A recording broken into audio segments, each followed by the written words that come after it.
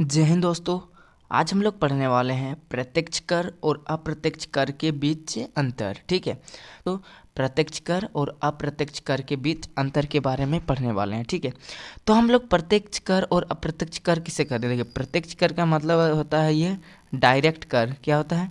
Direct मतलब किसी व्यक्ति द्वारा एकदम डायरेक्ट दिया जाता है। मतलब सरकार अगर उसको टैक्स मांगती है तो क्या उसको खुद उस व्यक्ति को ही देना पड़ेगा। वो जो टैक्स होता है उसे हम लोग क्या कहते हैं? प्रत्यक्ष कर कहते हैं, यानी डायरेक्ट टैक्स कहते हैं। डायरेक्ट टैक्स हम लोग किसे कहते हैं? कि जो व्यक्ति के ऊपर अगर टैक्स लग गया तो वो जो उसका भुगतान मतलब उसको चुकाने के जो कार्य करेगा वो कौन करेगा? वही व्यक्ति करेगा। तो इसको हम लोग क्या कहते हैं? डायरेक्ट टैक्स कहते हैं। और यदि अप्रत्यक्ष कर के बारे में हम लोग बात करें तो अप्रत्यक्ष कर हम लोग किसे कहेंगे? कि वह सा कर जो क्या होता है? एक व्यक्ति के माध्यम से नहीं होता, मतलब उसके वो एक व्यक्ति के माध्यम से हम कर चुकाते हैं। जैसे बात करें हम लोग कहीं हम लोग सब्जी खरीदते हैं, ठीक है, और सब्जी का रेट बढ़ जाता है तो बढ़ने के कारण क्या होता है? उसमें कुछ पैसा टैक्स के रूप में जा रहा है। जैसे आप एग्जांपल और ले सकते हैं, हम लोग दुकान से मान के बिस्कुट खरीदे, बिस्कुट का प्राइस कितना हुआ? 5 रुपया हुआ। तो 5 रुपया में कुछ 2 रुपया हो गया, 1 रुपया हुआ, ये क्या हुआ? एक टैक्स लगा। तो ये जो टैक्स लगता है ये हमारा हो जाएगा अप्रत्यक्ष कर। मतलब हम सामानों के माध्यम से हम लोग क्या करते हैं? कर चुकाते हैं, मतलब टैक्स देते हैं सरकार को। तो ये सारे क्या हो जाएंगे? हमारे अप्रत्यक्ष कर। और प्रत्यक्ष कर में क्या होता है? कि एक ही व्यक्ति के ऊपर सीधा टैक्स लग जाएगा कि तुमको इतना टैक्स लगा, तेरा इतना पैसा कहाँ से आया रे बोलेगा, और उस व्यक्ति तुमको इतना पैसा टैक्स देना होगा। तो वो जो टैक्स देगा वो कौन देगा? वही व्यक्ति देगा। एकदम उसको सीधे टारगेट किया जाएगा और उस व्यक्ति को लिया जाएगा टैक्स के रूप में पैसा। तो वो जो टैक्स होता है वो होता है हमारा प्रत्यक्ष कर। और अप्रत्यक्ष कर क्या होता है? कि किसी एक व्यक्ति के माध्यम से हम लोग ये टैक्स देते हैं, उसे हम लोग क्या कहते हैं? अप्रत्यक्ष कर कहते हैं, इनडायरेक्ट टैक्स कहते हैं। ठीक है, तो आप लोगों ने देख लिया बेसिक आइडिया प्रत्यक्ष कर और अप्रत्यक्ष कर के बारे में। ठीक है, तो चलिए अब डिटेल से दोनों के बीच में हम लोग इसके अंतर को देखते हैं। ठीक है, तो सबसे पहले बात करें हम लोग, क्या पहला नंबर क्या है? जब किसी व्यक्ति का कराघात और करों का भार एक ही व्यक्ति पर पड़ता है उसे प्रत्यक्ष कर कहते हैं। देखिए ये क्या कह रहा है? क्या बोल रहा है? जब किसी कराघात मतलब क्या होता है? कर का जो घात होता है, मतलब जो कर लगता है, किसी व्यक्ति पर कर लगता है और जो करों का जो भार होता है वो कर लगा तो उसका जो भार, उसका जो कीमत, उसको चुकाने का जो काम करता है वो कौन करता है? एक ही व्यक्ति द्वारा करना पड़ता है। क्या होता है?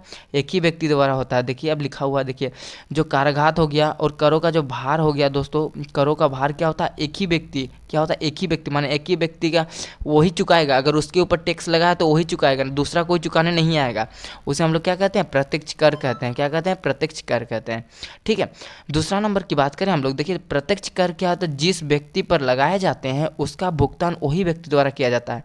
मतलब अगर आपके ऊपर अगर प्रत्यक्ष कर लग गया तो वो जो टैक्स का पैसा चुकाना आपको ही पड़ेगा, दूसरा व्यक्ति चुकाने नहीं आएगा, और वो चुकाने में देगा ही नहीं सरकार। ठीक है, तो याद रखिएगा क्या लिखा है? प्रत्यक्ष कर जिस व्यक्ति पर लगाए जाते हैं उसी व्यक्ति को उसका चुकाना पड़ता है, पैसा देना पड़ता है। ठीक है, उसके बाद बात करें करदाता उसका भार दूसरों को पर टाल नहीं सकता। मान के चलिए आपके ऊपर टैक्स 10 लाख का लग गया ना, और आप बोल दीजिए कि आप हम मुझे चुका दीजिए। आप हमको बोलिए कि भाई हम मेरा 10 लाख रुपया टैक्स लगा, आप हमें चुका दो। वैसा नहीं हो सकता। क्यों? क्योंकि अगर आपके ऊपर टैक्स लगा है तो वो पैसा आप ही को देना पड़ेगा सरकार को। ठीक है, तीसरा नंबर क्या लिखा है? इसके भार का वितरण नहीं हो सकता। मतलब जो इसमें वही लिखा, जो ऊपर में जो लिखा है कि इसका जो टैक्स का जो भार है, मतलब टैक्स का जो आपका ऊपर लगा है, टैक्स का जो लगान लगा है, उस दूसरों व्यक्ति पर आप थोप नहीं सकते। मतलब दूसरे व्यक्ति को नहीं कह सकते कि तुम मेरा पैसा दे दो। ठीक है, तो यही कह रहा है। ठीक है, आगे यदि बात करें हम लोग तो आगे देख सकते हैं हम लोग चौथा नंबर की बात करें।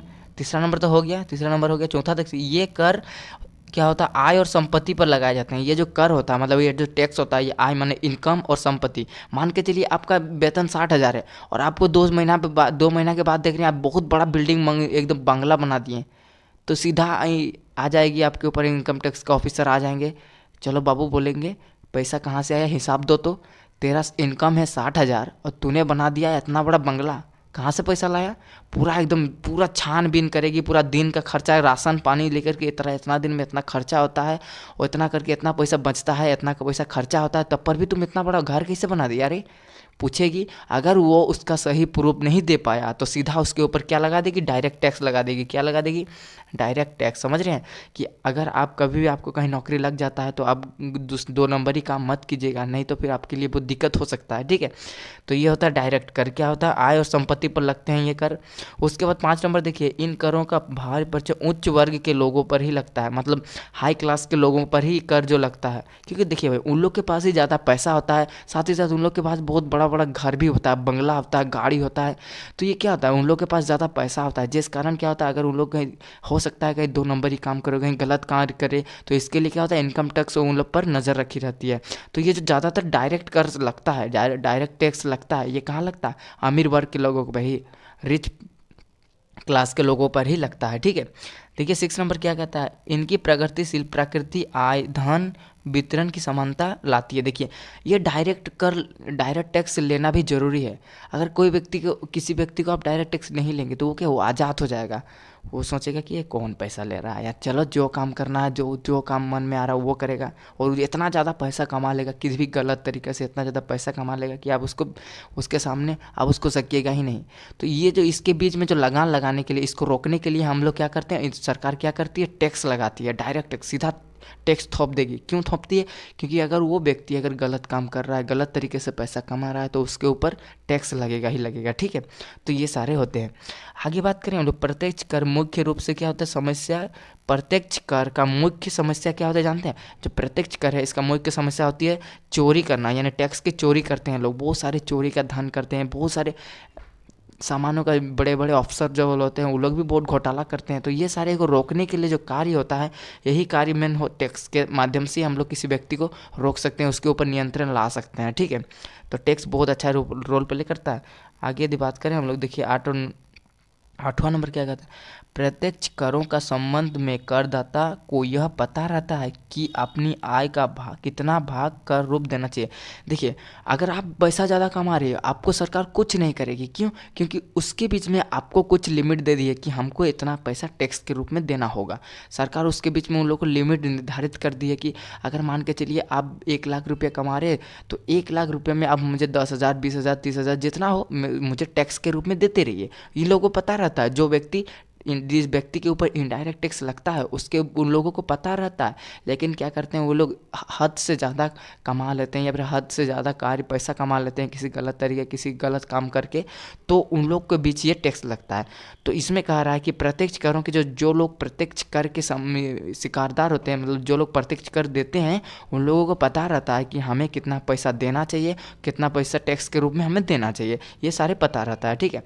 आगे देखिए 9 नंबर में क्या कर रहा है, करों की मात्रा आय व संपत्ति पर निर्भर करती है। देखिए जो ये करों का माध्यम होता है, जैसे टैक्स का जो लिमिट होता है दोस्तों, कि आप किसी व्यक्ति पर कितना टैक्स लगेगा। मान के चलिए आप कमा रहे हो 15 लाख, मान के चलिए 1 महीना में 15 लाख कमा रहे हो, तो आपको कितना परसेंट टैक्स लेगी, 30% टैक्स सरकार आपको लेगी। अगर मान के चलिए आप 10 लाख रुपया मंथली कमा रहे हो, या 10 लाख से नीचे कमा रहे हो, तो आपको सरकार लेगी 15% टैक्स, ठीक है।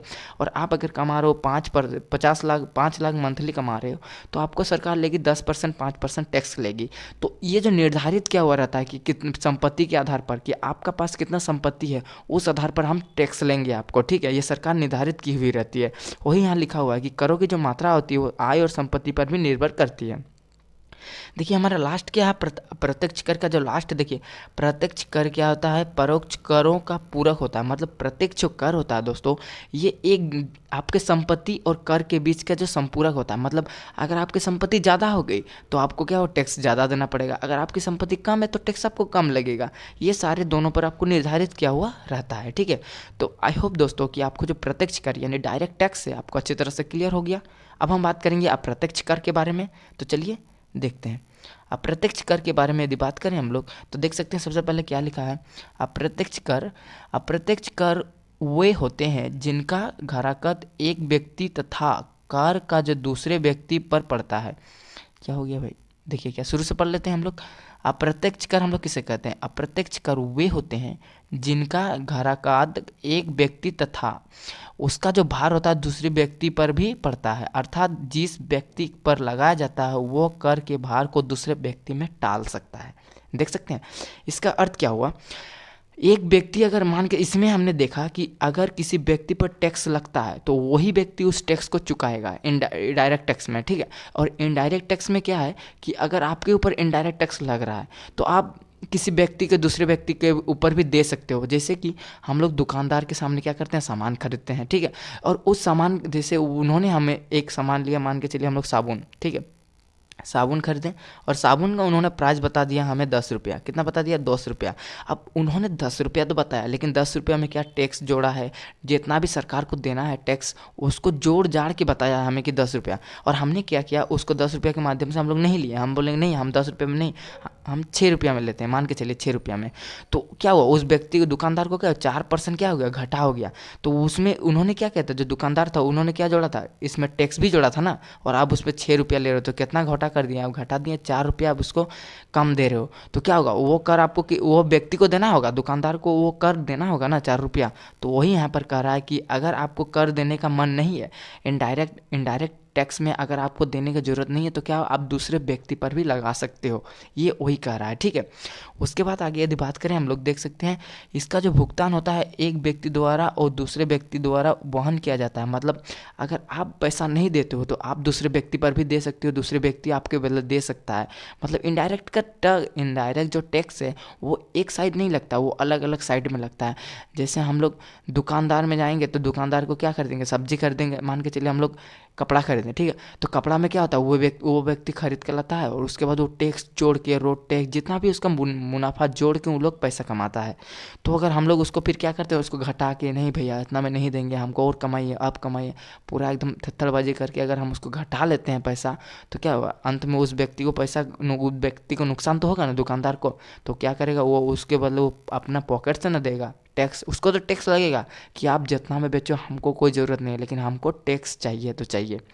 तो वही होता है कि इसमें हम लोग एक व्यक्ति के दूसरे व्यक्ति में भी टैक्स लगा सकते हैं, ठीक है। तो यही कह रहा है।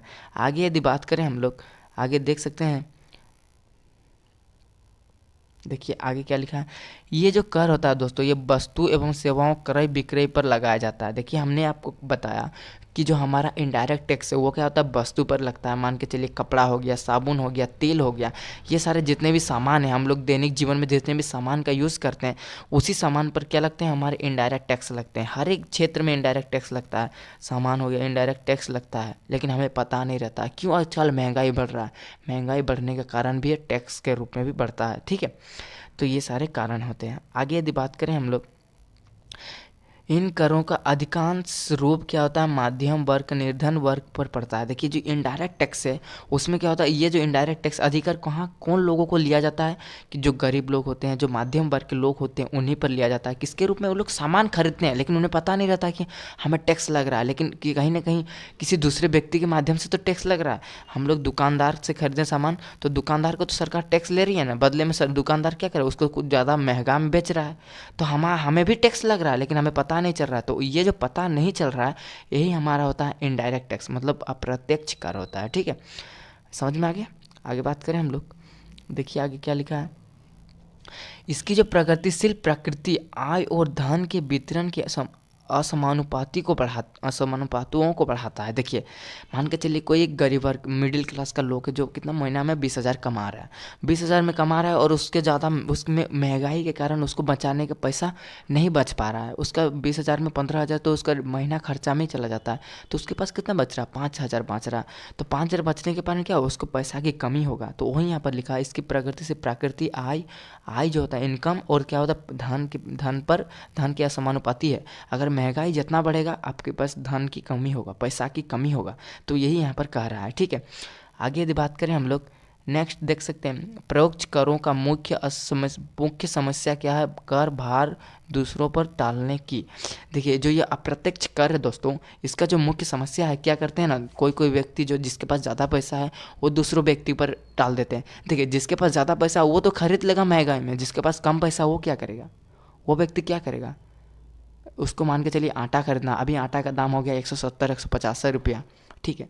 जिसके पास मंथ एक दिन का 250 रुपया पेमेंट आता है, तो वो क्या करेगा सोचिए, आटा उसके पास ख़त्म हो गया, जो इसके पास तो रईस है, जो इसके पास पैसा ज़्यादा है वो तो खरीद लेगा, लेकिन जिसके पास पैसा नहीं है वो क्या करेगा, तो उसकी उसी पर जो उसका जो समस्या है, जो अप्रत्यक्ष कर का जो समस्या है वो क्या है, पैसा दूसरों पर टाल देता है। दूसरों पर टालने का कहा मतलब कि हाँ मेरे पास ज़्यादा पैसा है, हम तो दे देंगे बेटा, तुम क्या करेगा, यही होता है। ठीक है, तो ये एक दूसरे पर पैसा टाल देना। ठीक है, समझ में आ रहा है। आगे यदि बात करें हम लोग, आगे देख सकते हैं, प्रत्यक्ष करों के संबंध में करदाता को यह मालूम नहीं होता है कि अपनी आय का कितना भाग रूप में कर दे रहा है। देखिए जो अप्रत्यक्ष कर है दोस्तों, इसमें व्यक्ति को पता ही नहीं रहता कि हम कितना टैक्स दिए। क्यों? क्योंकि सामान का, हर एक सामान का दाम अलग अलग है, तो वो कैसे पता रहेगा। मान के चलिए कपड़ा का दाम 500 है, इधर वो खरीदे चीनी का दाम मान के चलिए 30 रुपया 70 रुपया हो गया, तो उसको पता ही नहीं रहेगा, कहीं 20 रुपया टैक्स लग रहा है, कहीं 10 रुपया, कहीं 100 रुपया, तो इसको पता ही नहीं चलता कि हम महीना में कितना टैक्स दे रहे हैं। ठीक है, और इसका जो डायरेक्ट टैक्स में तो पता रहता है कि हमको महीना में इतना सैलरी मेरा है, तो हम इसके बदले इतना पैसा देंगे, लेकिन इनडायरेक्ट में उसको पता ही नहीं रहता उस व्यक्ति को कि हमें कितना पैसा देना है। ठीक है, तो यही लिखा है। आगे यदि बात करें हम लोग, और लास्ट है हमारा, देखिए लास्ट क्या लिखा है, करों की जो मात्रा होती है दोस्तों, उपभोक्ताओं और के उपयोग की मात्रा पर निर्भर करती है। देखो करों, जो हमारा इनडायरेक्ट टैक्स है, इनडायरेक्ट टैक्स क्या होता है, आप पे ऊपर निर्भर करता है कि आप कितना खर्च कर रहे हो, आप कितना सामान की आवश्यकता कर रहे हो। मान के चलिए आपने 10 किलो आलू खरीदा, 10 किलो आलू के बदले में आपको ज़्यादा टैक्स लगेगा, क्योंकि आप ज़्यादा सामान खरीदेंगे तो ज़्यादा टैक्स लगने लगेगा, वो घटाने वाला नहीं है। अगर मान के चलिए आपने अगर कम सामान, 10 किलो के बदले, 10 किलो आलू के बदले क्या किया आपने, 5 किलो आलू खरीदा, तो उसके बदले में आपको कुछ पैसा की तो कमी हुआ ना, और उसी पैसा में आपका टैक्स भी बन जाता है। कि इसमें क्या होता है, इनडायरेक्ट टैक्स में आप कितना पैसा दे रहे हो आपको पता ही नहीं चलता है, जितना सामान खरीदेगा आप उतना टैक्स दिए। ठीक है, तो ये सारे जो चीज़ होते हैं दोस्तों, ये अप्रत्यक्ष करों की कुछ समस्या, कुछ कमजोरियाँ हैं। ठीक है, आगे यदि बात करें हम लोग देख सकते हैं, नेक्स्ट है हमारा और लास्ट है क्या है, प्रत्यक्ष कर होता है दोस्तों, परोक्ष कर, मतलब जिसे हम लोग क्या कहते हैं, अप्रत्यक्ष कर कहते हैं। अप्रत्यक्ष कर को क्या होते हैं, प्रत्यक्ष करों के पूरक होते हैं। मतलब जो अप्रत्यक्ष कर होता है वो प्रत्यक्ष करों के पूरक होता है, मतलब इनडायरेक्ट टैक्स भी देना जरूरी है और अप्रत्यक्ष कर भी देना जरूरी है, मतलब दोनों ही देना जरूरी है। नहीं, अगर नहीं दीजिएगा तो बहुत सारी सरकारी नौकरियां हैं, उन लोगों को सैलरी कहाँ से जाता है, आप ही के पैसा से जाता है, याद रखिए दोस्तों। ठीक है, तो आई होप दोस्तों आपको प्रत्यक्ष कर और अप्रत्यक्ष कर के बारे में कोई भी दिक्कत नहीं आया होगा। तो मिलते हैं नेक्स्ट वीडियो में। जय हिंद दोस्तों।